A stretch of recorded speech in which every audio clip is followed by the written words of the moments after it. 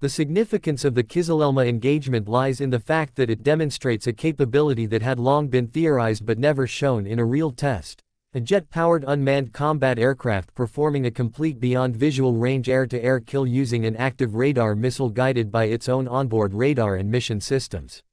For decades, unmanned aircraft were primarily associated with surveillance, reconnaissance, or slow-speed ground attack missions, and even when they were armed, their roles stayed within visual range or were restricted to static or slow targets.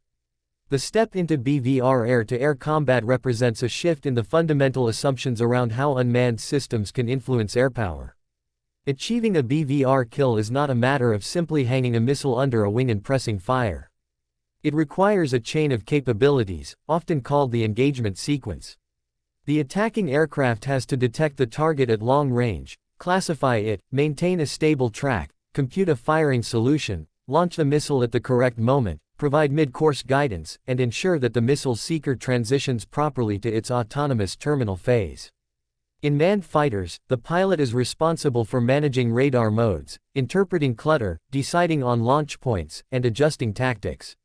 For Kizilelma, this required the mission computer, autonomous algorithms, and ground control to work together seamlessly so the aircraft could execute these complex steps without a pilot in the cockpit.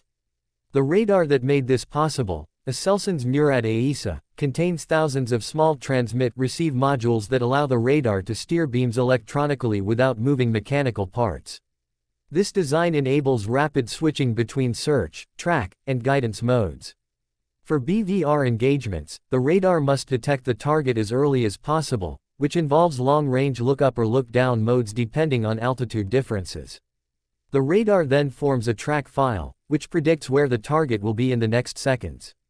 This track file is constantly updated as new measurements come in. When the missile is launched, the radar transmits updates through the aircraft's data link to the missile. The missile receives these updates to correct its course during the mid-flight phase. Only in the final phase does the missile activate its own radar seeker and attempt to lock onto the target independently. The missile itself, Tubatak Sage Gokdogan, is designed around these engagement principles. It carries an active radar seeker in its nose, an inertial navigation system, and a datalink antenna for receiving updates. The missile's flight is divided into phases: initial boost to gain speed, sustained motor burn to reach the desired trajectory, mid-course navigation guided by datalink corrections, and the terminal phase when the seeker activates. The missile's control surfaces adjust its path as it homes in on the target.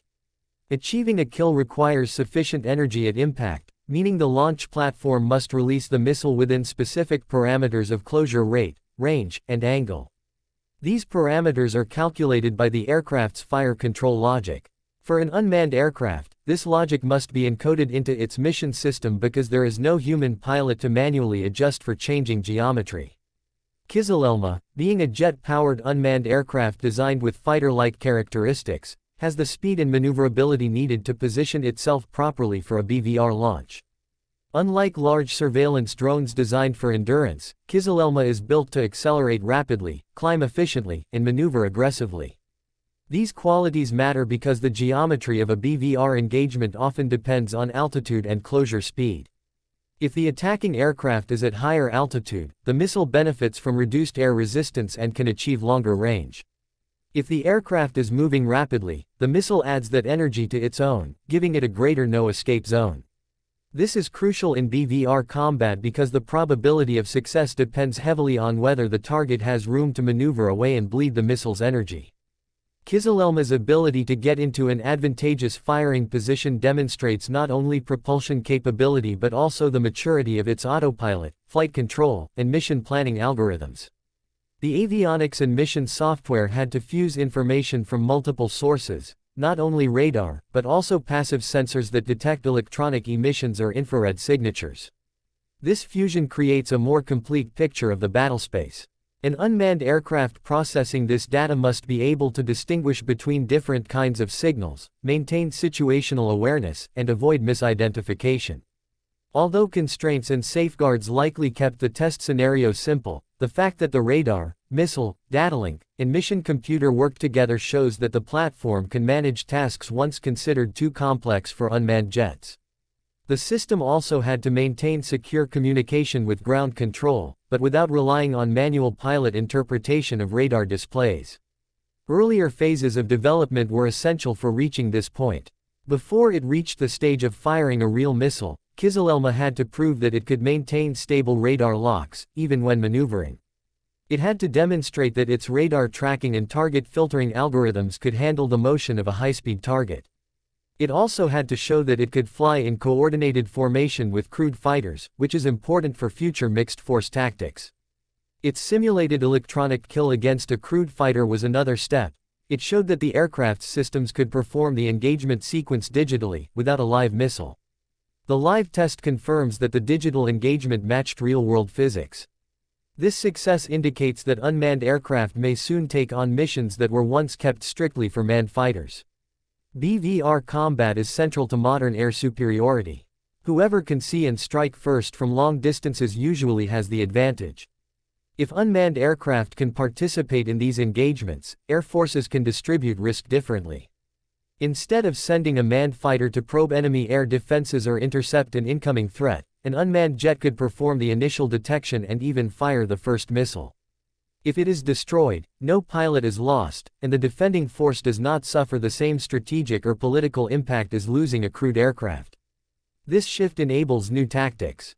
For example, a manned fighter could stay farther back, using its radar in a passive configuration while sending targeting instructions to unmanned jets positioned ahead. The unmanned jets could fly into more dangerous zones, forcing the enemy to reveal their radars or maneuver prematurely. They could fire Gokdogan missiles from unexpected angles, complicating the enemy pilot's escape options. Because Gokdogan is an active radar missile, multiple unmanned jets could even launch in coordinated patterns where each missile receives guidance from the aircraft best positioned at that moment. This type of coordination is difficult to achieve with purely manned formations because pilots must maintain personal safety and cannot take extreme risks. Another advantage lies in cost structure and fleet survivability.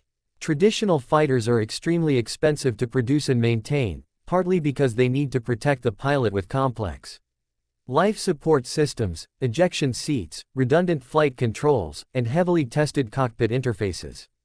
An unmanned fighter does not need these systems, which means it can be produced in larger numbers at lower cost.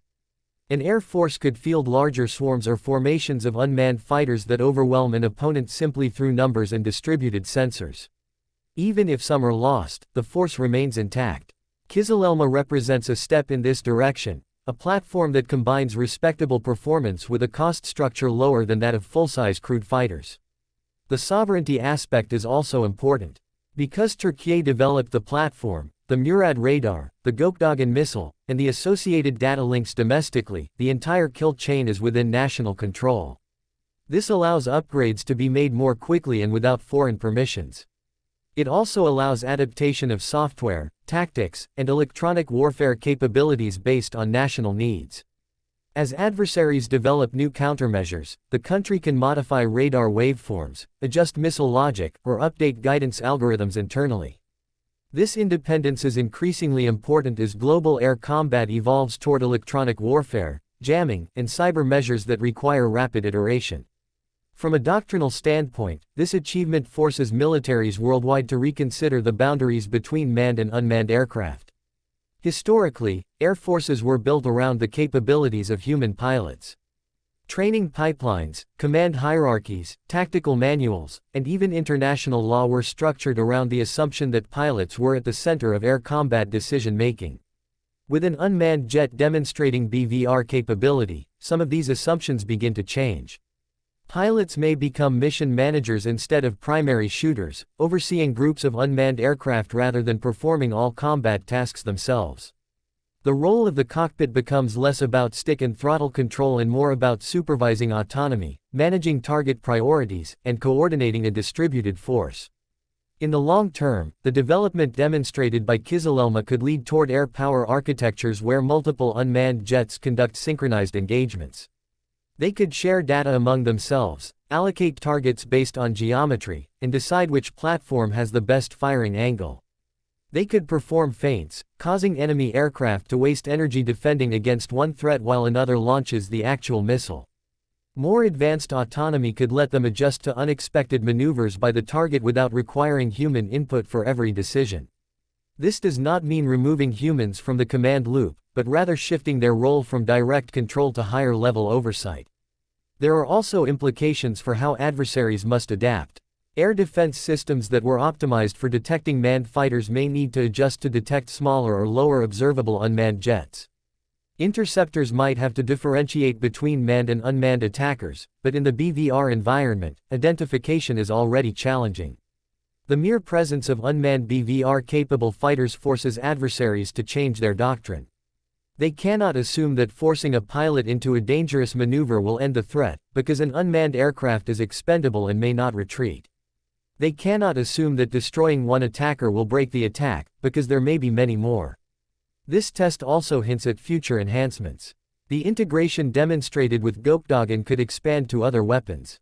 The short-range Bozdogan missile would give Kizilelma a close combat option if an enemy aircraft survived the BVR phase and closed in.